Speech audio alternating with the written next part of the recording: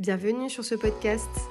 Je suis Audrey, ton hôte, maman et femme césarisée et fondatrice de la start-up Wounded Women, le partenaire clé des femmes et de leurs cicatrices, dont la toute première lingerie innovante dédiée aux cicatrices du ventre.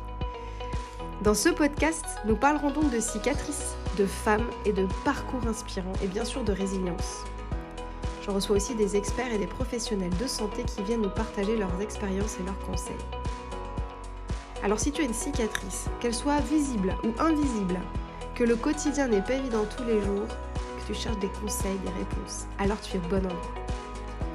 Si tu veux rencontrer d'autres femmes dans des événements extraordinaires, qui ont la même cicatrice que toi, que tu veux du fun, que tu veux avancer, alors retrouve-nous aussi sur Wounded Women officiel, sur nos réseaux Instagram, Facebook, TikTok, LinkedIn et sur notre site internet bien évidemment.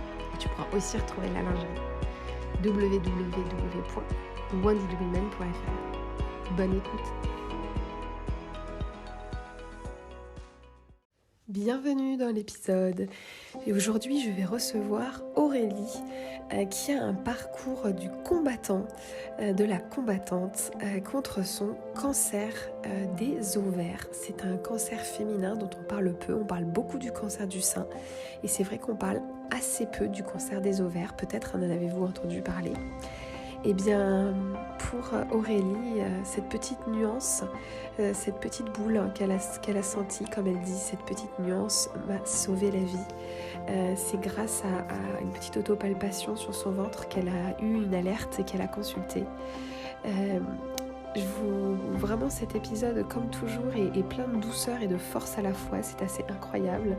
À la fois quand elle parle des 9 heures d'intervention qui lui ont permis de lui sauver la vie, des équipes qui sont occupées d'elle, et puis ensuite de l'après quand on enchaîne le parcours de soins et qu'on a du mal un peu à se retrouver soi-même avec ce fameux chemofog qu'on a, le brouillard lié au cancer qu'on a parfois après les chimios. Elle nous parle de tout ce parcours avec beaucoup de douceur et beaucoup de force, et vraiment je la remercie parce que dans son parcours, Aurélie a dû porter une stomie pendant 6 mois, c'est-à-dire une poche dérivée de son intestin. Et c'est quelque chose qui est vraiment difficile, surtout quand on est comme elle et qu'on a à cœur de garder un corps féminin et sa féminité. Merci Aurélie de rappeler qu'il n'y a pas... la femme n'est pas liée à ses organes. Je te remercie de le rappeler pour toutes les femmes qui sont malades et qui, comme toi, n'ont plus leurs organes féminins, comme par exemple leur utérus, leurs ovaires ou leur poitrine, par exemple. Je te remercie pour ton témoignage et je vous souhaite une très belle écoute pendant cet épisode du parcours et de l'histoire d'Aurélie. Merci.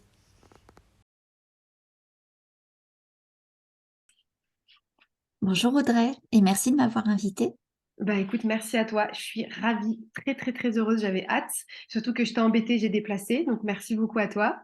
Avec plaisir.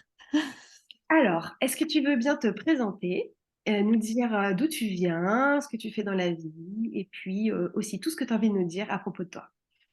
Alors, donc je m'appelle Aurélie, j'ai 37 ans. Je suis professeure des écoles en maternelle, mais depuis 1 an, je suis en arrêt parce qu'on m'a diagnostiqué donc un cancer des ovaires, euh, un cancer, une forme de cancer rare, diagnostiqué à un stade avancé. Du coup, vu ton parcours, je sais que c'est important pour toi de parler justement du fait que c'est aussi un cancer féminin, que c'est un cancer dont on ne parle pas beaucoup. Donc, je pense que tu vas nous en parler après. Mais la première question que je voulais te poser, c'est que tu sais qu'on dit, enfin, Wounded Woman, le slogan, c'est pas de cicatrices sans super-héroïne. Alors, est-ce que tu veux bien quand même nous dire quelle est ta ou tes cicatrices, quelle est ta ou quelles sont tes cicatrices avant d'aller un peu plus loin dans le sujet? Alors, donc, moi, j'ai des cicatrices multiples. J'en ai vraiment beaucoup. Donc, j'ai des cicatrices de cœlioscopie, donc des points sur les côtés latéraux du ventre et en dessous du nombril. J'ai également une cicatrice un peu plus bas. J'ai une cicatrice sous la clavicule à cause du placement de mon PAC, dont on reparlera, je pense, un petit peu plus tard. J'ai une cicatrice du sternum jusqu'au pubis, donc à peu près 35 centimètres. Et j'ai une cicatrice sur le côté plutôt parallèle à la première longue cicatrice. Voilà, si je peux schématiser comme ça. Et après, beaucoup de cicatrices psychologiques dues à l'annonce en elle-même de la maladie, dues à la douleur, que ce soit psychique ou physique, et dues à l'angoisse qui découle de tout ça. Voilà. D'accord. Je suis très émue en t'écoutant. Écoute, j'espère que voilà, je vais. Ça va aller, Oui.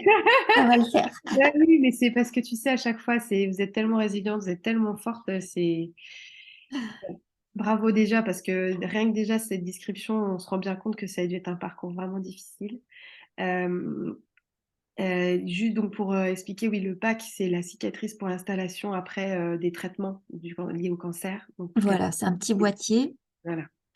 situé sous la clavicule et qui permet donc de nous injecter la chimiothérapie plutôt que de passer par les veines qui sont déjà très fragiles et très abîmées. Mm, Donc, on passe par ce petit boîtier et c'est super pratique. J'avoue que moi, j'étais contente d'en bénéficier parce que ça enlève la douleur, parce qu'en général, on met un patch anesthésiant avant d'être piqué mm. et donc ça évite d'exploser les veines, quoi, tout simplement. Oui, et puis mine de rien, quand tu as des chimios régulièrement, bah, c'est plus confortable pour toi. Donc, on l'installe et puis une fois que le traitement est fini, on vous l'enlève en fait. Voilà. Mm, Alors, on l'enlève, il y a un certain temps qui se passe, mais voilà, on l'enlève un peu plus tard. Disons que on le garde en général, il me semble, un an ou deux mm. pour éloigner les risques Ouais, de récidive, quoi. ouais, bien sûr. Mm, Quand les risques de récidive sont un peu éloignés. mm. Voilà, ça dépend vraiment des cancers et des personnes. Euh, pour la petite anecdote, moi, je dois bientôt me le faire retirer, tout simplement parce qu'il a bougé. Ah oui, Et du coup, la tubulure rentre un petit peu trop dans le cœur et ça peut être dangereux. Donc, bon, on d'accord, va me l'enlever. Le docteur m'a dit, ça ne veut pas dire qu'il y aura plus ou moins de risque de récidive, ça veut tout simplement dire qu'il a bougé et qu'il faut le retirer, quoi. d'accord. Et Et donc, oui, pardon, pardon. si tu souhaites que je peux revenir sur mes différentes cicatrices et leur ordre d'arrivée, si tu Eh ben, veux, si tu veux, vas-y, sois libre. parce elles ont été vraiment successives. Vas-y, vas-y. Donc, en fait, donc, il y a un peu plus d'un an, j'ai voulu perdre 1 ou 2 kilos parce que c'était l'été. Mm. Voilà. Et donc, j'ai senti une petite masse dans mon bas-ventre, en fait. Et moi, j'ai toujours été un peu une stressée de la vie et j'ai toujours été une éponge émotionnelle. Et du coup, par les rencontres que j'ai faites, j'avais un peu l'image de cette maladie qui est le cancer qui m'oppressait et qui me faisait très, très peur. Et donc, quand j'ai senti cette petite masse, j'ai essayé de me dire, bon, tu vas peut-être pas recommencer tes bêtises, on va pas commencer à paniquer, mais dans un coin de ma tête, je me suis dit, on va quand même aller chez le médecin. D'accord. Donc, le C'est bien, médecin me dit, mine de rien. comment? Oui, C'est oui, bien, oui. mine de rien, tu Et vois. Enfin, voilà, comme quoi, je reviendrai là-dessus, mais comme quoi il faut absolument suivre son intuition. Je pense que elle n'est pas là pour rien. mm, Et donc, le médecin généraliste voit juste que j'ai le ventre ballonné, mais rien de plus. Donc, les 2 mois de vacances se passent. Et puis, donc, j'avais pris rendez-vous chez le gynécologue à la rentrée. Et là, le gynécologue, donc j'étais extra suivie par le gynécologue, hein. Moi qui étais une phobique, j'étais forcément très bien suivie. Tu veux dire phobique par rapport au cancer du sein, par exemple? Exactement. Oui, d'accord. J'avais très peur du cancer du sein, donc j'étais très bien suivie. On ne pouvait Mais, pas me mais, mais reprocher un parce que manque tu de avais des suivi. antécédents, enfin, tu avais une raison particulière oh, mince. Ou juste dans ta famille ou... Alors, pas dans ma famille, mais des connaissances. D'accord. Des connaissances. Voilà, je savais que c'était un type de cancer justement qui touchait également les femmes jeunes. Je pensais naïvement que c'était plus ce cancer-là, bon, ce qui est le cas, hein, comme on le disait en message privé. Il y a quand même plus de femmes de notre âge, dans la trentaine, qui ont un cancer du sein. Mais il y en a d'autres. Bien Il y sûr. en a beaucoup d'autres chez les jeunes. Mais c'est vrai que ta peur à toi était plus liée à ton entourage. C'était pas, t'avais pas eu. C'était pas des antécédents, c'était dans Ouais, un ouais. coin de ma tête. Je pourrais pas l'expliquer. Non, non, mais c'est hyper intéressant parce que c'est comme si ton corps t'avait prévenu depuis longtemps. Exactement. Ouais. Et moi, alors ça fait rire les gens. Bon, ils n'y croient pas forcément, mais moi, j'aime à dire que c'est comme une force qui avait essayé de me prévenir Ah, que mais ouais. quelque chose clochait Ah, mais ou moi, j'y quelque crois à fond. chose allait clocher. Ouais, Mais moi, j'ai vraiment pris ça comme une intuition. C'est pas possible. On peut complètement. pas avoir une peur comme ça qui nous étreint euh, et qui ne nous quitte pas sans raison. Surtout moi, dans mon cas, pour le coup, il y en avait une de raison. Donc, moi, je crois vraiment à la force de l'intuition. Ah ouais, Ça, ouais, c'est mais je suis d'accord hyper. avec toi. Et tu sais que là, en parlant avec différentes femmes qui ont différents parcours, que ce soit cancer, maladie ou autre, il y a beaucoup des histoires comme ça. C'est-à-dire que le Ouais, corps a commencé à donner des signaux et qu'en réalité, c'est parce que les femmes comme toi ont suivi leur instinct qu'en mm, réalité, elles ont pu être soignées. Donc, même se sauver la vie. tout Euh, à fait, tout à fait. non, non, mais ok. Excuse-moi de t'avoir interrompu, mais c'était pour savoir, comme tu disais que tu étais très suivie niveau gynéco, c'est Voilà, toi qui avais fait ce choix. C'était de ton c'est moi individualité. qui. Oui, Ok. oui, oui. Donc, du Et coup, donc, ouais, je et t'écoute. donc Vas-y, je vas-y. n'avais aucun symptôme pourtant, hein. J'avais pas de symptômes. Enfin, j'allais bien. Je veux dire, physiquement, j'étais en bonne santé. Et donc, le gynécologue, à l'examen, me dit que j'ai des fibromes. Donc, Mm. que c'est bénin, mais qu'il faut faire une échographie.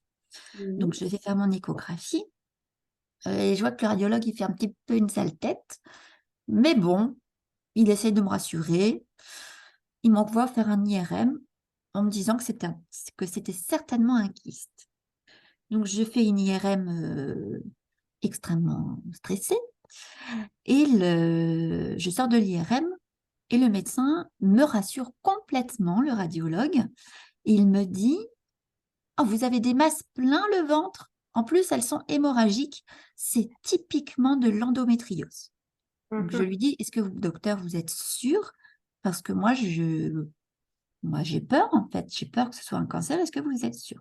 Il me dit, oui, oui, oui, oui. J'ai déjà vu ça. Vous avez de l'endométriose. Donc, je revois mon médecin euh, qui m'envoie vers un chirurgien parce que ce qu'il pensait être de l'endométriose était tellement répandu Ah qu'il oui. fallait faire une petite chirurgie pour la nettoyer.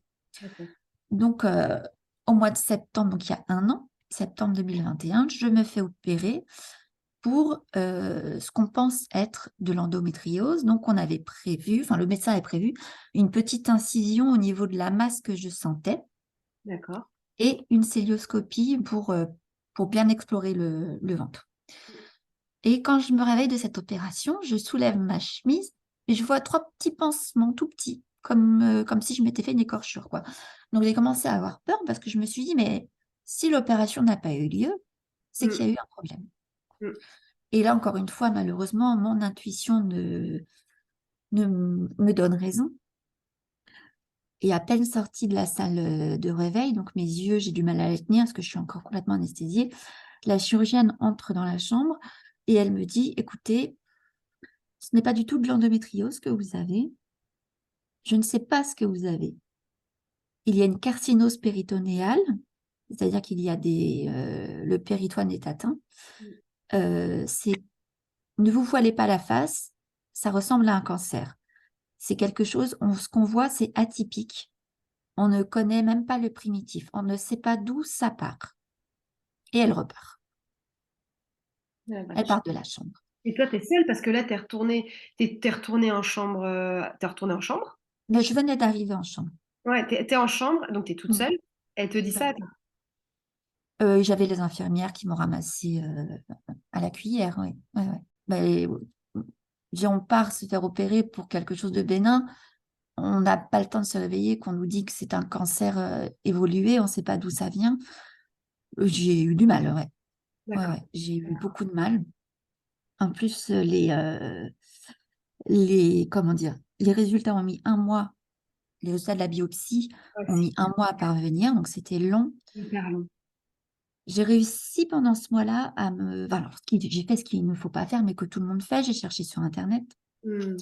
Euh, et là, j'ai vu qu'il y avait quand même beaucoup de pathologies possibles, de la plus bénigne à la plus grave. J'ai vraiment vu un éventail. Je veux dire, ça aurait pu être, ça pouvait être aussi quelque chose de bénin, en fait, comme Hmm. ça aurait pu être quelque chose C'est grave. de mortel. Hmm. Donc, voilà, j'étais un mois dans les recherches, etc., où j'allais psychologiquement forcément très, très mal. Et Et t'étais puis, quand les même. résultats sont Ouais, excuse-moi, je te colossaux. coupe quand même, mais t'étais quand même entourée? T'as pu en parler à des amis, à ta famille? Comment ça s'est passé? Oui, j'étais entourée, oui, mais après, on est quand même dans une forme de solitude parce que les gens n'y croient pas. L'entourage n'y croit pas. Ah, L'entourage ne veut pas trop y croire. d'accord. Et Ah oui. l'entourage, mais non, tu as 36 ans, voyons, tu es en bonne santé, Hmm, tu, tu es solide. Il peut d'accord, pas t'arriver ça, c'est pas possible. Donc voilà, beaucoup de solitude parce que finalement, je respecte tout à fait, mais pour se protéger, mon entourage a fait une sorte de déni. d'accord. Ah ouais, c'est dur. C'est très dur. Donc voilà, c'était une forme de protection, mais forcément, Pas très seule. je me suis sentie, voilà, c'était compliqué. Et donc, les résultats sont tombés un mois après, et j'ai été soulagée parce que j'avais certes ni la forme la plus bénigne, mais j'avais pas non plus la forme la plus grave. Alors, je m'explique. J'ai eu donc un cancer ovarien, métastasé, donc un stade 3C, mais ma chance, c'est que c'était un bas grade. Donc, c'est-à-dire que ça prolifère moins vite que si ça avait été un haut grade. Donc, en fait, j'ai un bas grade avec des secteurs de haut grade. Voilà, c'est un peu des tumeurs Hmm, un peu mixtes, je ne sais pas si on peut dire ça. Mais je me suis raccrochée à ça de toutes mes forces.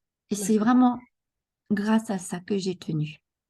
Je me suis vraiment raccrochée à cette nuance de toutes mes forces parce que je me suis dit, oui, ok, c'est grave, mais ça aurait pu être pire. Et je me suis vraiment accrochée à ça. Et du coup, pour poursuivre sur les traitements, quand on a eu les résultats, très vite, j'ai changé d'hôpital parce que je ne m'étais pas sentie soutenue dans celui-ci. En tout D'accord. cas, les mots ont été posés brutalement, Ouais, froidement, ouais, bien sans sûr. soutien. Ouais, bien sûr. Donc, encore une fois, on va parler de l'intuition ou du destin, je ne sais pas. Mais mes parents ont parlé avec leurs voisins, voilà, parce que parce que le voisin me connaissait depuis que je suis née. Et là, mon cher voisin, que je salue s'il m'écoutera, m'a conseillé un super chirurgien qui m'a pris en charge dans le 20e. Il m'a pris en charge très très vite, justement pour rattraper un peu le temps qui avait été perdu. Donc j'ai eu un rendez-vous très vite avec ce chirurgien qui m'a vraiment pris en compte, qui a été très bienveillant, très à l'écoute, très rassurant, et qui a programmé très vite une deuxième célioscopie, parce D'accord. que les résultats ayant mis du temps à être posés, Ah ouais, tu perds du temps toi aussi, forcément. Ton les cancer. choses auraient pu encore s'aggraver. Bien Donc sûr. très vite, il a fait une deuxième célioscopie, donc recicatrice, et il a prévu la grosse intervention, je dirais 10 jours après Ouais, c'est rapide. l'exploration. C'est hyper Donc rapide. rapide, Ouais. rapide. Hmm. Et donc ben là, on entre dans le vif du sujet. Donc là, j'entre la veille à l'hôpital, je vois alors je ne sais pas si c'est ça parce que je me trompe toujours de mots, une stomathérapeute, je crois que c'est ça. Donc pour me prévenir qu'en fait, voilà, je vais t'expliquer, j'avais des lésions dans tout le ventre. Donc ovaire, trompe, utérus, des morceaux d'intestin, des morceaux de vessie, des morceaux de péritoine et un tout petit nodule sur la plèvre et sur le foie. Donc on m'a dit, à l'intervention, ils vont faire tout leur possible pour sauver mes intestins, Hmm. mais c'est pas sûr qu'ils y arrivent. Donc on m'a prévenu, on m'a dit dans ce cas-là, je porterai une stomie temporaire. Hmm. Donc une stomie, c'est une déviation de l'intestin. Donc on a pardon pour les détails très glamour, Non, mais mais vas-y. on c'est- a un morceau d'intestin qui sort par le ventre. Mm. Et donc, la poche est collée au ventre pour recueillir les selles. En fait, voilà, c'est une poche pour les selles. Mm. Euh, puisque du coup, il y a une interruption dans les intestins.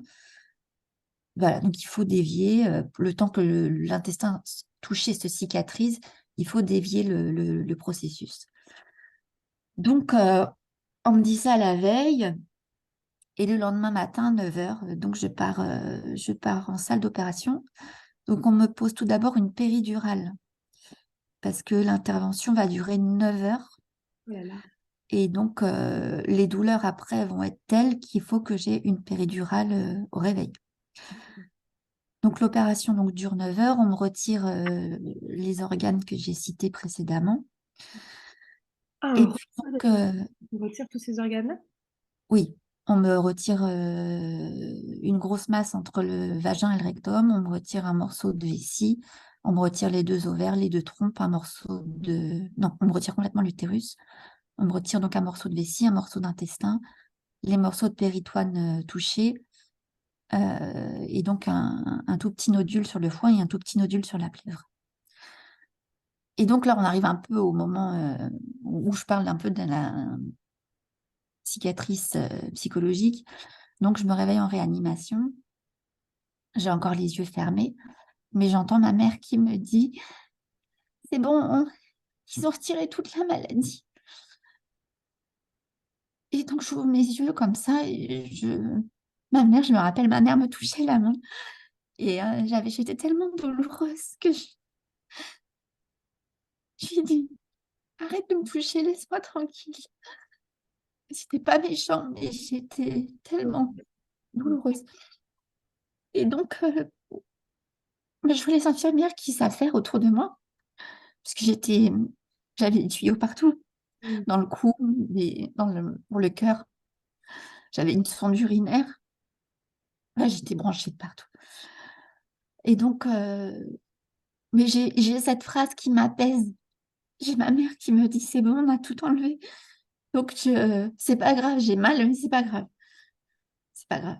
Et je soulève ma chemise d'hôpital et je vois cette horrible poche à merde, pardon si je peux le dire, que j'appellerai après ma poche à paillettes, pour rendre la chose plus glamour. Et je vois cette cicatrice après l'intervention, elle est moche, elle est horrible. Mais je repose ma chemise et je me dis, c'est pas grave. Ils ont tout retiré, donc c'est pas grave.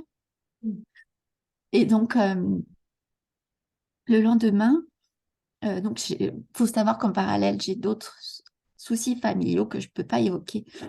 Mais mes parents et moi, on est dans un grand désespoir à ce moment-là. D'accord. Et donc, le lendemain, j'ai la psychologue qui vient à mon chevet. Et donc, je lui raconte un peu. Enfin, voilà, elle vient parce qu'il faut. Enfin, je ne sais pas si c'est le processus. En tout cas, j'ai la psychologue qui vient à mon chevet. Et donc, quand je suis en train de lui parler, je sens un coup de poignard dans mes poumons qui me coupe la parole, qui me coupe le souffle. Et je la vois s'affairer aussi, aller courir, appeler les médecins. En fait, j'étais en train de faire un pneumothorax. Oh là là, d'accord. Parce qu'avec la chirurgie, voilà, on a gratté un peu la plèvre. Donc, il y a eu un petit peu, je crois, un décollement du poumon. Je sais, voilà, c'est ce que j'ai compris, on va dire. Et donc là, le problème, c'est que bah, j'ai une balafre de 35 cm sur tout le ventre et qu'il faut me déplacer. Il faut me Ouais. déplacer pour aller faire un scanner. Donc, il faut me transposer, je ne sais pas comment on dit, me Oui. transvaser sur une planche Aller de d'un bois. lit à l'autre. Mm. Voilà, Oui. sur une planche de bois, puis sur un brancard, puis dans le scanner. Oui. Pareil, aller-retour. Donc, forcément, ça mobilise le ventre. Donc, c'est Hyper hyper mal. douloureux. Et pour éviter d'avoir un drain au poumon, ce qui fait très mal, en fait, on m'a mis des lunettes à oxygène, des tubes qui rentrent dans le nez, Oui. voilà, et qui soufflent un air extrêmement froid et extrêmement sec. Et Ah, du coup, ça m'empêche de respirer. Je suis obligée de respirer par la bouche. Mais ma bouche, j'étais tellement intubée que j'ai mal aussi. Et là, cette lunette, ces trucs à oxygène, plus les douleurs du ventre, j'ai cru crever. J'ai cru que j'allais en mourir. Là, j'ai senti que vas-y, c'est trop pour moi, là, je peux plus. Et j'essayais de le retirer parce que j'étais dans un état second. Et les médecins, voilà, me disaient, mais non, non, il ne faut pas que tu l'enlèves, sinon tu vas avoir un drain, il faut le garder. Et je crois que je l'ai gardé 48 heures. Oh là Et là, j'ai eu l'impression que c'était une éternité. d'accord. J'ai vraiment eu l'impression que c'était une éternité. Et enfin, quand il s'est recollé, je me rappelle d'un petit médecin avec les cheveux tout blancs qui est venu me faire un check avec sa main pour me dire, bah voilà, tu vois, t'as réussi. Mais ça a été très dur. Mais après, voilà, il y avait cette chose à laquelle je me raccrochais, c'était, on a pu tout enlever. Et j'ai pas un cancer haut grade. Donc oui, c'est répandu, oui, c'est avancé. Mais malgré tout, j'ai eu de la chance. Donc je me suis raccrochée à ça. Et donc j'ai passé 4 jours en réa. Ouais, j'ai été très dénutrie en fait, parce que bah, forcément, je n'arrivais pas à manger. J'ai perdu beaucoup de poids. Et après, on m'a remontée en chambre. Et je suis restée 2 semaines dans la chambre. Et si je peux dire, en fait, je ne pouvais plus marcher parce que j'ai été sectionnée donc, du sternum au pubis. Donc, les abdos, je pense que les muscles, enfin, je ne sais pas, mais ça a été sectionné. C'est Donc, sûr. il a fallu remarcher avec un espèce de déambulateur, Mm. avec un kiné. Tous les jours, il venait, le kiné. Ouais. Et on faisait 5 minutes de marche, ou alors je faisais 5 minutes de marche dans l'hôpital. Mais je sais que parfois, mon seul objectif de la journée, c'était de réussir à aller me laver, Mm. à aller prendre ma douche. Parce qu'une fois que j'avais fait ça, j'avais usé toutes mes forces. Et merci pour ton témoignage. J'essaie de aussi me contenir pour aussi pour rendre hommage à ton témoignage. Faut pas que merci beaucoup pour toute ta confiance et tout ce que tu partages ici parce qu'en fait, on ne se rend pas compte de tous ces à côté de l'acte chirurgical lui-même, c'est-à-dire ton réveil, ce déplacement au scanner, le fait qu'on te Ouais, mette l'oxygène. Tu vois, en fait, tous ces trucs qui sont en fait hyper inscrits dans ton corps aujourd'hui, qui sont très difficiles à vivre. Ça, quand on n'a pas vécu un parcours chirurgical ou une maladie, on ne s'en rend pas compte. Et c'est vrai que tu vois, j'imagine qu'il y a des gens qui ont dû dire, t'as été opéré, t'es sauvé, c'est fait. Ils se rendent pas compte en fait de tous ces petits à côté qui rendent ton quotidien tellement dur. Et comme tout tu à dis, fait. ils donnent l'impression qu'en fait demain c'est dans 1000 ans. Et ça, je pense que c'est aussi pour ça que j'ai créé le podcast, et aussi parce que quand vous passez sur ce podcast, ça veut dire aussi que vous avez dépassé un certain stade. C'est pas pour autant que c'est pas dur d'en parler, mais d'un autre côté, il faut en Oui, parler. Il faut pas oublier parce que pour toutes celles qui sont dedans, ça leur oui, donne aussi l'espoir de se dire c'est très dur, mais tu peux y arriver. Tu vois? tout à fait. Et je te remercie 1000 fois pour ça. Et du coup, je voulais te demander comment tu t'as été entourée pendant ces 2 semaines en chambre. Comment ça s'est passé pour toi? Alors, c'est marrant parce que c'est drôle que tu me demandes ça parce que justement, j'espère qu'elles m'écouteront.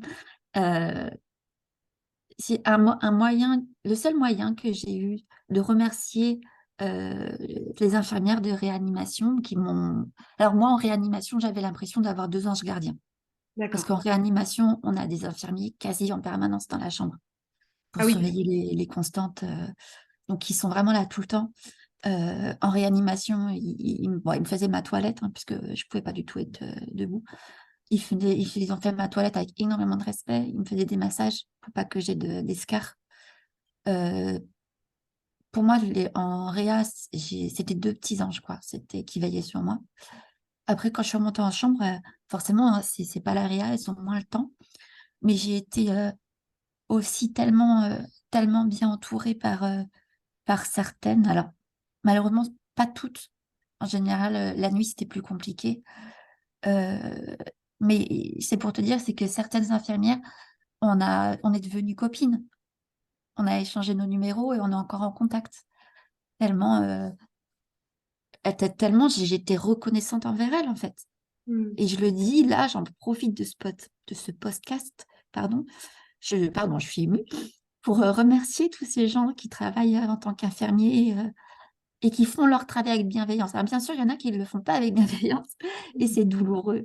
Mais ceux qui le font avec autant d'humanité et de bienveillance, et Dieu sait que j'étais dans une situation où j'avais plus aucune dignité quand même, hein. Changer la poche, on sait ce qu'il y a dedans. Mm. Donc, pour moi, c'était très difficile d'accepter ça. Et elle le faisait naturellement, en me rassurant sur le fait que c'était leur travail et que, enfin voilà, je pense à plein de femmes, Sandrine, à ma stomato Delphine, enfin, je pense à plein de femmes qui m'ont vraiment, voilà, c'était ma famille à l'hôpital. Mm. Et je suis restée quand même assez longtemps, donc j'ai même décoré le hall. Parce qu'en fait, là, je retombe, ça fait un an. Je crois que ça fait un an, le 25 novembre. Donc, je suis un peu émue de revoir les décorations de Noël, etc. Parce que le hall de l'hôpital, je l'avais décoré avec elle l'année dernière. Ah oui, pour Noël, tu veux dire les Ouais. décorations de Noël, d'accord. Mm. Donc oui, non, non, elles ont été super. Alors malheureusement, encore une fois, c'est pas tout le monde. Il y en a d'autres qui.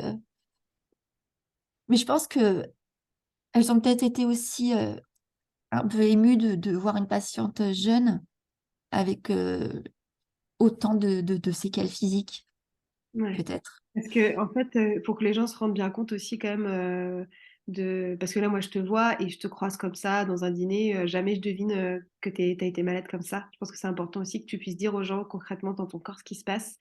Euh, Oui. donc, tu as cette immense cicatrice. Euh, tu as donc toujours ta stomie. Alors, oui, la cicatrice suivante. Non, mais Bon, voilà, qu'on se rende compte aussi quand non, même. non, Mm. je te coupe. En fait, donc, après ma grosse intervention, donc, j'ai commencé mes chimios au mois de janvier, Oui, toujours avec ma stomie. oui.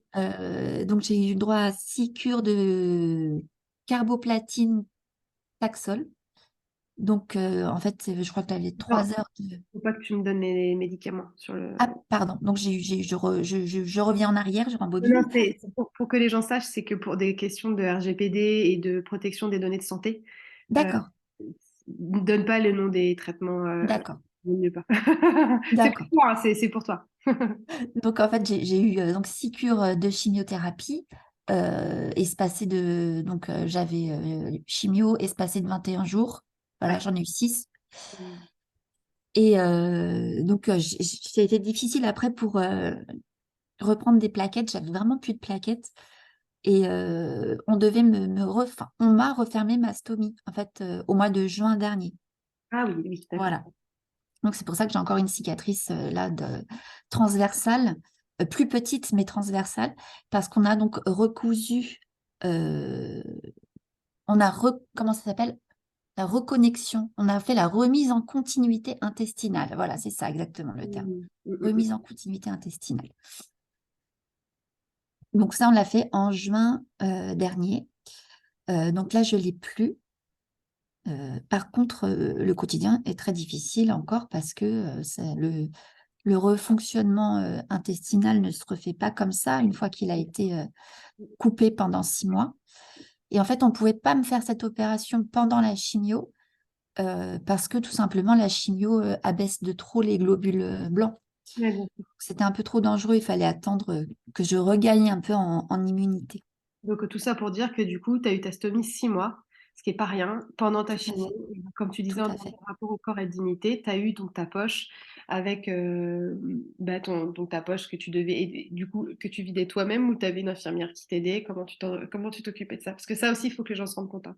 Alors oui, une stomie, eh ben, déjà, ça se vide plusieurs fois dans la journée, en fait, hein. C'est comme quand on a envie de faire pipi, on y va plusieurs fois dans la journée. Ben, la stomie, c'est ça, on y va, enfin, ce sont des selles, mais sous forme liquide, et on doit les vider plusieurs fois dans la journée.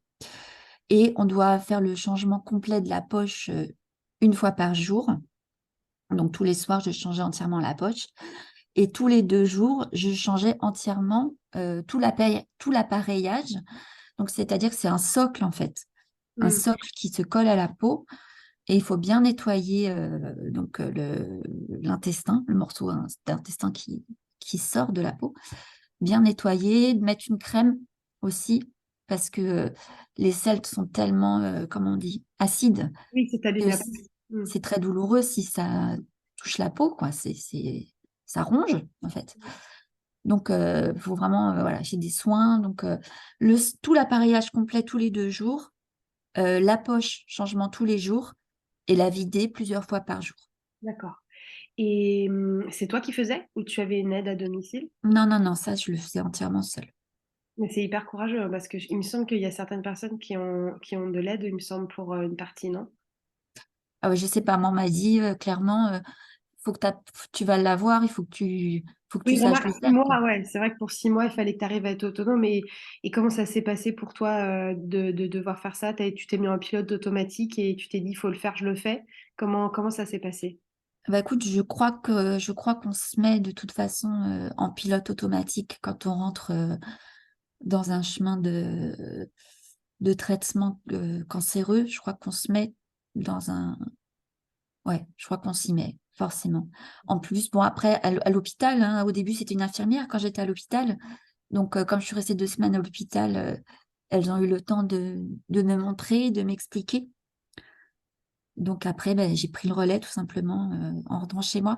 Si, ma maman m'a aidée pour tout ce qui était changement d'appareillage parce que il faut être assez organisé, ça demande pas mal de matériel, mine de rien, à avoir sous la main. Donc on était toutes les deux. Et d'ailleurs, elle m'a dit un truc qui était très drôle. Elle m'a dit, bah, tu vois, après, ça va nous manquer ces moments d'intimité mère-fille. Bon, je vous rassure, on a trouvé d'autres moyens. Oui, j'imagine. Et du coup, donc pendant cette période de chimio et le temps que tu as ta stomie, comment ça se passe d'un point de vue alimentaire pour toi? J'imagine que tu as un régime alimentaire particulier. Alors non, pas du tout. Pas Non? du Ah, tout. d'accord, Non, d'accord. non. Ah, c'est une On peut manger tout. Je crois qu'il m'avait juste dit d'éviter les trucs, les fruits à coque. Ah, non, les frais coques, d'accord, d'accord. Voilà. Mais je crois qu'il n'y avait pas de... Ah, mais si, je dis des bêtises. Il m'avait dit de réduire tout ce qui est fruits et légumes, Oui, parce que c'est trop, oui, les fibres, forcément. oui, oui, ouais, bah oui. Ouais, il y a trop de fibres. Ouais, ouais, ouais. C'est vrai. On m'avait demandé de réduire les fruits et légumes. Voilà. Mais sinon, pas de... Enfin, oui, c'est vrai que moi qui mangeais beaucoup de fruits et légumes, là, j'ai dû faire une petite pause, mais Et par rapport à ton quotidien, le fait qu'il t'ait enlevé justement une partie de tes organes, notamment la vessie, etc., comment t'as fait du coup, comment ça se passait pour toi au quotidien? Parce que ils t'ont enlevé tout ou partie de la vessie? Enfin, comment... non, la vessie, je crois qu'il m'a retiré qu'une partie, donc j'ai gardé la sonde urinaire tout le temps de l'hospitalisation. Donc ça aussi, c'était assez désagréable. Mais ils me l'ont retiré avant de sortir. Euh, Au début, j'avais des envies plus fréquentes et puis là, ça a l'air de se stabiliser. Après, donc forcément, j'ai plus d'ovaire, j'ai plus d'utérus, donc j'ai déjà, bon, c'est déjà, ça m'a coupé les hormones. Et dans la mesure en plus où j'ai un cancer hormonodépendant, j'ai aussi de l'hormonothérapie. Donc, je prends tous les jours des médicaments d'hormonothérapie. Donc, parce qu'en fait, la graisse et les glandes surrénales produisent également des hormones, il n'y a pas que les ovaires. Donc, pour bloquer ces sources d'hormones, je prends ce médicament. Et donc, comme tu disais, au quotidien, donc pour revenir un peu en arrière, le quotidien avec la poche, c'était pas forcément évident. Désolée si je pars un peu dans tous les sens. Non, non, C'est non, t'inquiète, l'effet. tout va bien. Tout va bien. Donc pour la poche, oui, j'ai eu des grands moments de solitude parce que la poche, elle se clipse comme tu clipses un tupperware, tu vois, avec un joint. D'accord. Donc au quotidien, bah, c'est compliqué. Par exemple, quand tu es dans un endroit où il n'y a pas de toilette et que tu as t'as la poche Ah, qui doit être vidé? qui doit être vidée, bah, c'est compliqué quand tu es... ouais, parce que en même temps, il y a pas, comme tu dis, il n'y a pas écrit handicapé sur ton front, donc on te laisse pas passer devant quand il y a une queue. Oui, oui, c'est un quotidien compliqué. C'est aussi des astuces parce que moi, je voulais pas changer ma manière de m'habiller. Du Mhm. coup, moi qui étais en petite jupette collant et tout ça, eh ben, il a fallu que je trouve des astuces. Donc, j'ai mis des culottes trop grandes et, euh, et j'ai mis des collants de maternité. Alors, voilà, Pour mettre ta poche. pour que la poche rentre sans Oui. me faire trop mal parce que bah, ça fait mal sinon ça coupe le ventre, quoi. Mm. Et ça coupe la poche en deux. Donc, ouais, collant de maternité, ça maintenait le tout en place. Et voilà, et des vêtements pas trop moulants, mais voilà. Mais je voulais pas non plus rester en jogging pendant 6 mois, donc Mais voilà. Et puis, ben, c'était tellement, moi qui suis coquette, c'était tellement un affront pour moi. C'était tellement un affront que j'ai voulu combler. Je me suis acheté des turbans colorés. J'ai appris à me maquiller en regardant ah oui, bien sûr, des parce que tutos. non, mais bien sûr, il faut dire aussi que tu as forcément perdu tes cheveux. J'ai perdu mes cheveux, j'ai perdu mes cils, mes sourcils. J'ai eu la totale. Et alors, pareil, je passe un peu du coq à l'âne, mais un autre traumatisme psychologique, ça a été l'intervention pour la fermeture de stomie. En fait, je t'explique pourquoi. Parce que là, je me suis fait opérer un week-end férié, donc beaucoup moins de personnel à l'hôpital, donc beaucoup moins entouré. Là, ça a été super dur. Et là, j'étais à l'hôpital et j'avais pas de cheveux. Alors que la première fois, j'avais encore mes cheveux, j'avais pas commencé la chimie. Mais là, je me retrouvais à l'hôpital, sans cheveux, sans cils, sans sourcils, avec bah, une cicatrice au ventre et très seule parce que beaucoup moins de monde à l'hôpital. Et là, ça a été, ouais, là, c'est un mauvais souvenir. J'avoue que là, c'est un Et mauvais souvenir. là, tu parles, juste qu'on comprenne bien ce que tu veux. Enfin, tu dis, donc là, tu étais forcément, donc tu avais perdu tes cheveux, tout ça, à cause du traitement, mais en quoi, toi, ça te rend la chose la plus dure? C'est-à-dire que tu dis, je suis à l'hôpital et en plus, je me reconnais pas. C'est quoi, en fait, qui te gênait? C'était par rapport à toi ou par rapport au personnel soignant ou c'est juste te dire, non, non seulement je suis en chimio, j'ai perdu mes cheveux, j'ai tout ça, mais en plus, je suis à l'hôpital. C'était quoi, en fait, qui rendait le truc encore plus dur pour toi? C'était vraiment un tout. C'était le fait que bah, dans le miroir, Là, ouais, c'est ça. bah, là, tu vois, on pouvait dire que j'étais à l'hôpital à cause d'un cancer. Ça se voyait sur ma tronche, tu Ouais. vois. Mm. Et en plus, il y avait moins d'échanges, moins de bienveillance, puisqu'il y avait moins de personnel. Je me sentais moins entourée. Oui, Donc, bien sûr. ces deux choses-là ont fait que finalement, c'était une opération moins lourde que la première, mais psychologiquement, elle était peut-être encore plus difficile. D'accord, oui, c'est ça. C'est ton état psychologique à toi qui fait Ouais, qu'il n'y avait pas grand-chose en force à te raccrocher, quoi. C'est ça? exactement. Ouais, Ouais, d'accord, je ouais, comprends. ouais. Et donc, pour venir sur aussi les conséquences sur la vie quotidienne, euh, voilà, comme je te disais, c'est déjà arrivé que mon fils, sans faire exprès, me donne un coup de pied dans la stomie. Bah, ça l'ouvre. Ah, Euh, et voilà. Et c'est pas très propre tout ça. mm, Ou en voiture, ça m'est arrivé d'être en voiture et que la ceinture de sécurité, mm. ben, je sais pas ce que j'ai fabriqué, mais ça a déclipsé la stomie. C'était un gros problème. Ah, bah Donc, oui, tu m'étonnes. oui, oui, non, non, c'est un quotidien qui n'est pas facile. Et encore une fois, moi, j'ai eu la chance qu'elle ne soit que temporaire, cette stomie. Oui, oui. J'ai trouvé un truc très drôle à faire, c'est que je la décorais avec des feutres. Je faisais des petits dessins dessus pour la rendre. Et tu connais Kangaroo Girl? Oui, Elle a fait t'as vu des pochettes elle pour. avait des pochettes. Ouais, Ouais. ouais. Et Donc ça, c'est je pareil. conseille aussi. Ouais, parce qu'en fait, ça, c'est pareil quand j'avais vu qu'elle avait créé ça, parce qu'elle, elle a sa stomie à vie. Et, Voilà, et en fait, et pareil, elle est super jeune. Et en fait, j'avais trouvé ça vachement bien, parce qu'en fait, seuls ceux qui ont vécu ça, ou sont proches en tout cas de personnes qui ont vécu ça, peuvent comprendre la nécessité, en fait, d'avoir ce genre de petit accessoire. Déjà, parce que j'imagine que du coup, si elle s'ouvre, ça te fait déjà une première barrière. Et puis, ça te permet aussi voilà, de décorer, d'avoir un petit côté fun quand c'est tellement tout à fait, difficile. tout Euh, à fait. Ouais, ouais, ouais. Moi, je sais que j'ai pas investi parce que voilà, on m'avait dit que c'était provisoire, mais, oui, mais bon, oui, c'est vrai que c'est un accessoire qui peut être Ouais, qui peut être sympa si les gens ont ça en temporaire. Oui, oui, oui, parce que je veux dire, on est enfin, moi, je me suis sentie à l'affût du moindre truc un peu Oui, qui te fun ou un peu coloré, un peu de vie, quoi. Hmm. Bah, d'ailleurs, tu sais que il y a une des femmes qui avait commandé la lingerie au tout début là, pour les préventes, c'est nos culottes du Wendy Women. Oui, Parce qu'en fait, justement, elle glisse sa stomie dedans. Et elle m'a dit, oui, c'est parfait parce que, enfin, sa poche, pardon. Et elle m'a oui, dit, c'est parfait parce que justement, ça maintient le ventre, ça maintient ma stomie et ça me permet de m'habiller, justement, comme tu disais, sans le risque que ça s'accroche ou que ça tienne pas. Et c'est tout vrai à que fait. moi, au départ, c'est quelque chose auquel j'avais pas pensé. Moi, je l'avais Mm. fait plus pour le confort du ventre avec des cicatrices ou le confort du ventre tout court, mais j'avais pas pensé à ça. Et tu vois, elle m'avait écrit, bah, c'est parfait. Mais c'est pour ça que ton projet m'a parlé vite quand je t'ai rencontré, parce que c'est vrai que c'est quelque chose, pour le coup, qui aurait pu m'être très utile, Mm. justement.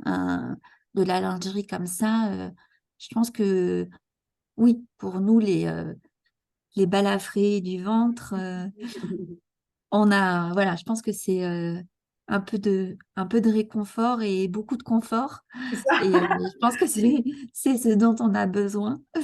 Et oui, je sais que ça m'aurait... voilà, moi, dans mon cas, tu vois, j'ai dû faire avec les moyens du bord parce que je connaissais pas la ligne. Euh, mais Ouais, mais ça n'existait pas encore. voilà, bah voilà. En fait, si, presque, presque. Quand tu as été. Ben non, en fait, elle a été commercialisée, tu refermais ta stomie, tu vois. Donc, D'accord. c'était l'été dernier. Cet été-là, là, 2022. Donc, Oui, c'était tout juste. Mais non, mais voilà, en fait, c'est juste que tu vois, moi, je n'avais pas pensé que ça pouvait être utile comme ça. Et c'est elle qui m'a dit, bah merci, du coup, c'est parfait. Comme tu dis, ça tient tout en place. C'est exactement ce qu'elle m'a exactement. Et c'est super important que ça tienne tout en place. C'est exactement ce qu'elle m'a dit. Euh, et du coup, est-ce qu'il y a un avant et un après, justement, été 2022, le fait d'avoir fermé la stomie et que quelque part, tu plus de corps étranger, ni cancéreux du coup, ni cette stomie, enfin cette poche. Est-ce que ton avant ou ton après, c'est plutôt avant-après ta grosse opération ou cet été? Non, alors, l'avant-après, c'est pas cet été parce que là, je suis encore dedans parce que, comme je te disais, après une stomie, c'est pas, faut pas croire qu'on referme et puis allez, ça Ah, bien repart sûr. comme en 40. Justement, c'est compliqué, c'est très compliqué. Donc, j'en ai pas encore le complet bénéfice du retrait de la stomie, même si c'est déjà mieux, hein. Par contre, ce qu'il y a, c'est un avant-après cancer. Ça, c'est indéniable. Mhm. Ça, c'est indéniable. Ouais. Est-ce En que au plus, niveau douleur d'ailleurs, au niveau douleur. au niveau douleur, alors j'ai des douleurs dues à l'hormonothérapie. Ça donne des douleurs musculaires. Ah Euh, d'accord. Ça, c'est clair. Par contre, au niveau douleur des cicatrices, non, j'en ai plus. Les cicatrices vont bien. Euh, Elles vont bien, elles sont propres, elles sont jolies. Enfin, si on peut dire que des cicatrices sont jolies. En tout cas, elles ne me complexent pas parce que j'ai compris qu'elles font partie de mon histoire. Et comme je te disais, c'est grâce à elles que je suis en vie, vraiment. Et donc, elles ont même été photographiées il y a peu et elles vont encore l'être, justement parce que il faut, elles représentent un combat, elles représentent un cheminement, encore plus qu'un combat, elles représentent un cheminement intérieur. Et je pense que plutôt que se dire qu'on a des organes en moins et une cicatrice en plus, je pense qu'il faut se dire ouais, on a quelque chose en plus. On a une bataille en plus, on a un mental en plus, on a une vision de la vie différente et peut-être plus près de l'essence même de ce qui doit être important. Donc, euh, donc non, je pense faut pas en avoir honte. Mhm. C'est vraiment grâce à elle qu'on est debout. C'est vraiment très très forte. C'est vraiment très fort. Et du coup, par rapport donc, aux douleurs, donc forcément, tu as moins de douleurs comme tu avais mal au ventre avant qu'on te diagnostique vraiment ton cancer. Là, j'imagine que ces grosses douleurs-là, elles se sont un peu atténuées. Ah non, moi, j'avais pas de douleur avant qu'on Ah non, me... non, pardon, c'est quand tu t'es fait opérer. Tu avais mal Oui, après ton opération. Pardon, oui, excuse-moi. Et ouais, du ouais. coup, finalement, enfin, parce que tu avais ta stomie qui pouvait t'handicaper un peu au quotidien, mais finalement, en termes de douleur, c'est l'immunothérapie qui te fait le plus mal, en fin de compte. Je veux dire, en termes de douleur physique. Ah, L'hormonothérapie. hormonothérapie qui te fait le plus mal au niveau physique. Ouais, maintenant, oui. D'accord. Maintenant, c'est voilà. C'est comme, Je trouve comme je qu'un an, disais. c'est court. Enfin, en une année, c'est quand même assez court, finalement. Ben oui, c'est ça, c'est ça. C'est que les gens pourraient penser que ça y est, c'est bon, t'es guéri, tu peux reprendre une vie normale. Mais c'est ça, c'est pas comme ça que ça se passe. Je veux dire, on garde, quand on est sous hormonothérapie, on reste quand même sous traitement. Bien Et sûr. c'est un traitement qui fatigue beaucoup, c'est un traitement qui donne des douleurs. Ça reste un traitement, c'est pas de l'aspirine, quoi. Et tu peux juste redire quelque chose avant qu'on passe aussi au message que tu veux transmettre, etc. Mais tu sais, tu me disais tout à l'heure que la chimio te fait des fois un peu bugger sur des mots, etc. Tu peux en parler ça aussi parce que c'est quelque chose Oui, qu'on n'entend pas souvent. oui, oui, oui. Donc, un des effets secondaires de la chimiothérapie et qui reste en plus dans la longueur, c'est ce qu'on appelle en anglais, alors pardonnez mon anglais médiocre, mais le chémofrog, je crois que ça s'appelle comme ça, le chémofrog. Donc, c'est ce qui traduit en fait un espèce de brouillard mental qu'on ressent où eh ben, on perd nos mots, on n'arrive pas à rester concentré. On a des trous de mémoire comme pas possible. Moi, je regarde 50 fois par jour mon calendrier pour me rappeler ce que je dois faire le lendemain. C'est extrêmement compliqué de suivre une conversation. Je sais que quand j'ai une conversation comme ça avec quelqu'un, euh, après, je suis vidée. Ça nous demande en fait une concentration dans l'écoute et dans la recherche de ce qu'on essaye de dire. En fait, c'est voilà, ça porte bien son nom, c'est un espèce de brouillard dans notre tête. Et c'est aussi des difficultés avec le temps, avoir du mal à se situer dans le temps. Voilà, moi j'ai l'impression en ce moment d'être que le monde avance en accéléré et que moi j'avance au ralenti. Alors que pourtant dans ma tête ça bouillonne. Mais voilà, on n'est pas sur la même temporalité que les gens qui n'ont pas eu ces traitements-là. Apparemment c'est quelque chose de commun mais dont on parle peu. Mm.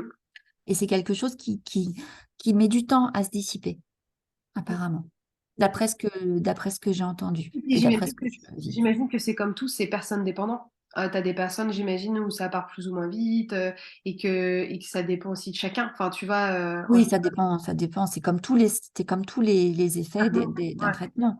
Ça Mm, dépend des gens, mais c'est vrai que c'est quelque chose qui revient quand même souvent dans les conversations qu'on peut avoir personnes en traitement ou après mm. traitement. Oui. Et, euh, et du coup, si là, enfin, par rapport à tout ton parcours et tout ce par quoi tu es passé, mine de rien, en un an, ce qui est tellement intense, enfin, c'est vraiment très intense. Euh, est-ce qu'il y a un point particulier sur lequel tu veux revenir? Est-ce qu'il y a un message particulier que tu voudrais faire passer? Oui, alors j'ai même plusieurs, j'ai même plusieurs choses. Pour une fois qu'on m'écoute, Vas-y, j'en vas-y. profite. Donc, non, moi, ce que je voulais dire, c'est surtout à toutes les femmes qui peuvent entendre ça, c'est de suivre son intuition, surtout, surtout. Suivre son intuition si on a, voilà, s'il y a un truc qui cloche, si on sent quelque chose, non, écoutez-vous. Comme on a dit au début, je pense que on ressent certaines choses, on peut ressentir certains messages. Et, euh, et comme j'ai vu avec plusieurs personnes, ne pas hésiter à consulter plusieurs spécialistes. Ça, c'est vraiment important. Consulter si vous n'êtes pas tranquille, que vous ne vous sentez pas écouté Ah, c'est ou hyper pas important. respecté, ou que vous... Vous avez un doute? Dans tous les cas, si vous en sentez le besoin, consultez un autre spécialiste en cas de doute. Je voulais dire aussi que on a des ressources insoupçonnées en nous. Parce que moi, je donnais pas cher de ma peau, je paye pas de mine, je suis une toute petite bonne femme stressée de la vie. Je pensais vraiment pas y arriver, vraiment pas. Donc, je pense vraiment on a des ressources insoupçonnées, donc il faut croire en soi aussi, même si on n'y croit pas toujours, mais petit à petit, on m'a dit une phrase qui est vraie, 1% par jour. Il faut faire 1% par jour. Voilà. Et Il y a autre chose sur lesquelles je voulais revenir, c'est que j'entends beaucoup de femmes qui sont complexées. Moi, la première, il y a énormément de choses qui me complexent. Mais le corps, on n'en a qu'un. On Mm. n'en a qu'un. Et c'est grâce à lui qu'on est debout et en vie. Donc, il faut être bienveillant envers lui. Parce que voilà, vous êtes debout, vous êtes en vie. Donc, arrêtez de l'embêter, votre corps, avec 1 ou 2 kilos ou une cicatrice. Voilà. Je comprends, je suis la première à être complexée. Donc, mais voilà, déjà, soyons reconnaissantes qu'ils nous maintiennent debout, c'est déjà beaucoup. Et un dernier point sur lequel je voulais revenir, c'est que la féminité est quelque chose d'extrêmement important pour moi. J'aime bien tout ce qui est féminin, je suis très coquette. Et la féminité ne se résume pas à un organe, que ce Ah, soit des ovaires, bien parce sûr. que moi, j'ai plus d'organes reproducteurs féminins. Enfin, je veux dire, j'ai plus d'utérus, j'ai plus d'ovaires. Ça ne se résume pas non plus à des seins. Je pense que la féminité, c'est aimer être femme et que on se trouve aussi des ressources insoupçonnées là-dedans. Euh, voilà, comme je te disais, moi, j'ai essayé de faire la balance avec. Voilà, j'ai mis des turbans colorés, j'ai une collection de boucles d'oreilles terrible. Je me suis maquillée. Enfin, bon, il y a plein de façons d'être féminine et ça ne se résume pas ni à un utérus, ni à une paire de seins. Euh, voilà. Il y a plein, plein d'autres choses qui. La féminité, ça peut être tout. Voilà. Et, euh, et moi, comme tu le sais, j'ai la chance de passer sous l'objectif de plusieurs photographes. Et ça aussi, ça aide beaucoup. Et la photo permet aussi de révéler beaucoup de féminité si elle est faite dans un cadre bienveillant, comme ce que j'ai eu la chance de vivre. Écoute, je te remercie 1000 fois pour tout ce que je note plein de choses, pour tout ce que tu nous as donné comme conseil. Évidemment, je plus sois et je sursoutiens tous tes conseils. Euh, Parce que c'est aussi des choses qu'on répète souvent enfin avec Wonder Woman en fait tout simplement. Et je te remercie vraiment 1000 fois de toutes les citer là. De parler aussi que être femme se résume pas à des organes, parce qu'il y a plein de débats en ce moment sur, tu sais, qu'est-ce qu'être femme, par rapport, tu sais, aussi aux personnes qui voilà veulent changer de sexe, etc., etc.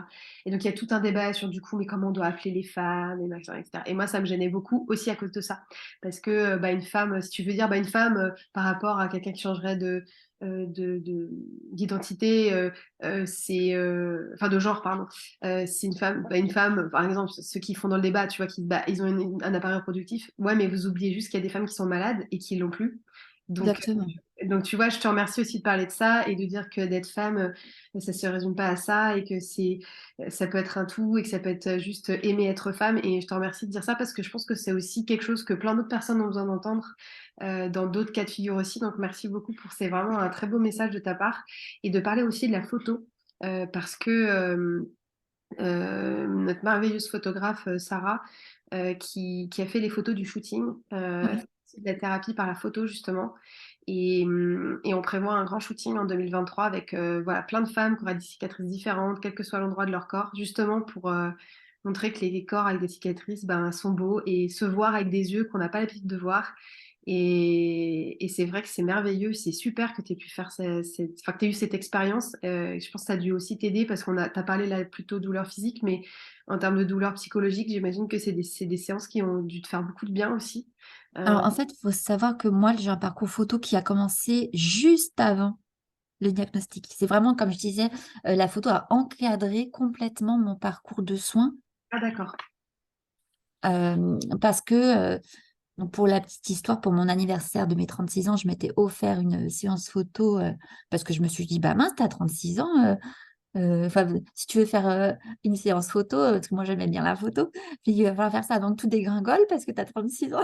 Donc je me suis offert une séance photo et puis j'avais beaucoup aimé. Et puis après, j'ai rencontré des photographes et comme ça, tout s'est enchaîné. Et en fait, eh ben, j'avais fait plusieurs shootings quand on m'a donné mon diagnostic. Donc j'en ai fait donc avant.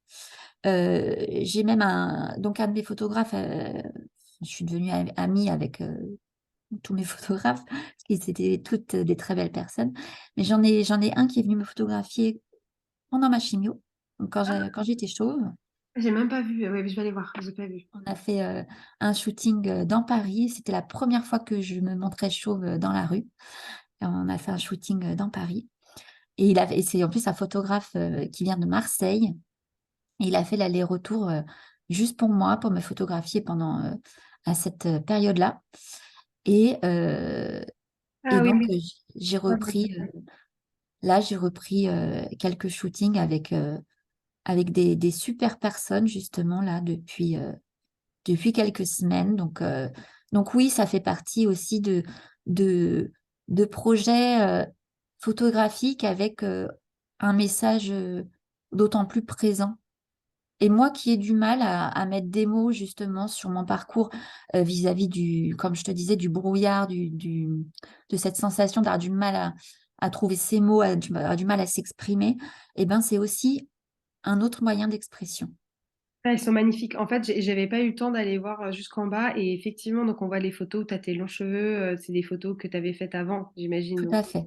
Et juste après, tac, on a la photo de toi assise avec ton sweat. Et, Oui, et effectivement, il y a des photos qui sont aussi superbes, hein, où t'as pas tes cheveux, mais j'avais pas, je remettrai. Il faut que je regarde dans les photos que tu m'as envoyées, parce que les crédits sont tous différents, j'imagine. oui, Donc, il faudra que je regarde. Mais il y en a une, par exemple, là, une des dernières que tu as mise, où on voit bien ta cicatrice et ta stomie aussi. oui. Et Mm. sont magnifiques, franchement, elles sont très très belles. J'invite tout le monde à. Enfin, il faudra vraiment aller voir les photos. Déjà pour le travail des photographes, parce que bon, c'est quand même enfin, pas toujours connu comme façon de photographier. Et pour toi, parce elles sont magnifiques, et j'aime bien celle-là aussi. Oui, ah, ça c'était vraiment je sais pas si je peux le dire, mais le mot fuck Ouais. cancer, quoi. Ouais. Ouais, absolument, absolument. Non, je regarderai si jamais dans les photos que tu m'as envoyées, il y en a certaines, tu pourras me les renvoyer par rapport au feed, si jamais il y a des photos. Oui, oui, tu me demandes celle que tu veux, il n'y a pas de souci. Mais franchement, elles sont magnifiques. Et puis, c'est bien aussi de savoir qu'il y a ces outils-là qui existent pour vivre les choses de manière un peu moins difficile, si on peut dire ça comme ça. Du coup, merci pour toutes ces recommandations. Est-ce que tu as des ressources, que ce soit livres, podcasts, personnes, émissions, j'en sais rien, une ressource que tu voudrais partager avec les femmes et les hommes qui nous écoutent? Euh, je peux conseiller les rencontres qui ont lieu à la pharmacie Eiffel. Ah bah oui, mais si, si, J'ai bien le sûr. droit. Ouais, bien sûr. Si, si, bien sûr. Donc là récemment, j'ai fait quelques ateliers pardon, à la pharmacie Eiffel Commerce Oui. à Paris, où il y a justement un onco-corner où on peut trouver plein de produits de soins pour les personnes justement fragilisées par les traitements, où il y a aussi des perruques, où il y a aussi une onco-esthéticienne, Oui. euh, où il peut y avoir aussi de la lingerie pour les soutiens-gorge, par exemple, pour les femmes qui ont subi une ablation du sein. Et bientôt, Euh, une lingerie pour les cicatrices du ventre. Il y en a? Bah, enfin, là, on est en train de regarder pour référencer la lingerie, ouais. Ah, trop bien! Ah oui. Donc oui, j'espère. Donc il y a aussi de la lingerie pour les cicatrices du ventre. Pas encore, mais j'espère, ouais. Mm. J'espère très vite, en tout cas. Et donc, il y a aussi des ateliers, des rencontres Ouais, ils euh, sont qui formidables. permettent, euh, Mm, qui mm. permettent de créer du lien aussi entre personnes vivant cette expérience de vie. Ouais. Et Et c'est super que tu les mentionnes parce que justement, en fait, c'est grâce à Aria, donc, qui est venue, que tu connais bien, qui est venue faire le shooting, que du coup, j'ai rencontré Vanessa de la pharmacie Eiffel et c'est avec eux qu'on fait le qui- tout premier atelier le 1er décembre. Euh, je je- viens. Mais je sais, j'ai trop hâte, parce que du coup, on va se voir. J'ai trop hâte. Et du coup, l'épisode en plus va sortir avant, donc c'est super. Et c'est vrai que quand j'étais allée voir, j'avais découvert toute cette bulle. En fait, là, Vanessa d'ailleurs m'a envoyé des photos, j'en ai partagé en story ce matin, parce que c'est vraiment une bulle très douce et très. C'est vraiment une bulle en fait, du fait que ce soit en verre d'un côté, puis que Tout à fait. occulté avec un rideau. C'est complètement insonorisé, Ça. en plus. Et c'est vraiment une bulle hors du temps et je trouve ça formidable qu'une pharmacie organise ce genre de choses. C'est vraiment génial. Exactement. Ils font plein d'ateliers tout le temps. Là, en plus, avec Movember, du coup, il y a plein de choses. Alors, plutôt orientées cancer masculin, mais ils n'ont pas arrêté, quoi. Tous les jours, il y a des ateliers.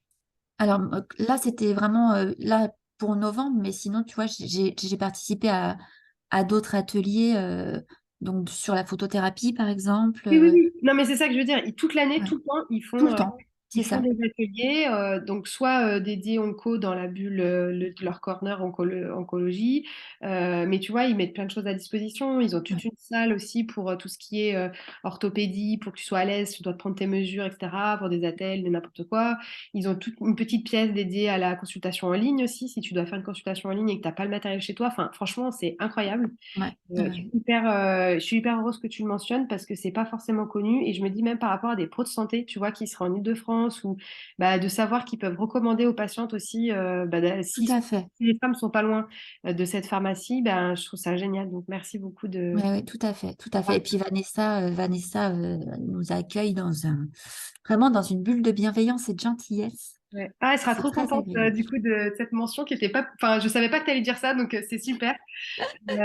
Merci beaucoup. Écoute, franchement, merci pour cet magnifique échange, pour toute ta confiance, ta générosité. Et moi, je te souhaite plein, plein de belles choses à venir. Malgré tout, quand même, là, une belle fin d'année pour Merci. ces 1 an. Et puis, bah, j'ai hâte de te voir le 1er décembre, du Eh coup. ben oui, je serai là, je serai là. Je suis très contente de te rencontrer Ah, moi et aussi. ce sera un très beau moment. Ah, bah, écoute, merci mille fois pour cet épisode et puis plein de douceur à toi pour cette journée et on se dit à très vite. À bientôt. Et voilà, c'est la fin de cet épisode. J'espère qu'il vous a plu et merci de l'avoir écouté jusqu'ici. Si vous souhaitez témoigner vous-même ou suggérer le témoignage d'une femme résiliente que vous connaissez, contactez-moi sur Instagram Wounded Women officiel ou sur LinkedIn à mon profil Audrey Bouillet. Si vous aussi, vous pensez que ce sujet doit être porté haut et fort et connu de tous, alors mettez 5 étoiles et un commentaire sur votre plateforme d'écoute. Cela aidera le podcast à se faire connaître et donc aux femmes de trouver des réponses et à se sentir moins seules. N'oubliez pas que vous êtes forte et capable.